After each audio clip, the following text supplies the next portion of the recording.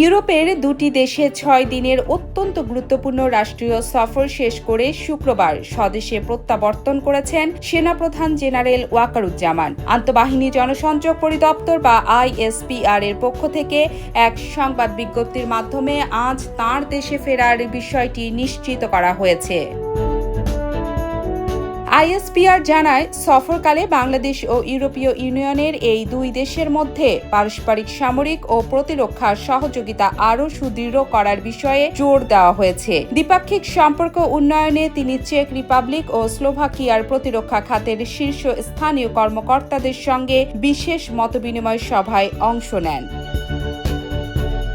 বৈঠকের পাশাপাশি সেনাপ্রধান দেশ দুটির আধুনিক বিভিন্ন সামরিক প্রতিষ্ঠান এবং প্রতিরক্ষা শিল্প স্থাপনাগুলো সরেজমিনে পরিদর্শন করেন। আধুনিক প্রযুক্তি ও প্রতিরক্ষা ব্যবস্থার মেলবন্ধন প্রত্যক্ষ করার পাশাপাশি বাংলাদেশের সামরিক বাহিনীর আধুনিকায়নে এই অভিজ্ঞতা ফলপ্রসূ হবে বলে মনে করছেন সংশ্লিষ্টরা। এর আগে গত ২৮ জুন সরকারি সফরে চেক রিপাবলিক ও স্লোভাকিয়ার উদ্দেশ্যে ঢাকা ত্যাগ করেছিলেন সেনাবাহিনী প্রধান। সফল এই সফর শেষে আজ সকালে হযরত শাহজালাল আন্তর্জাতিক বিমানবন্দরে অবতরণ করেন তিনি। ATV USA news desk.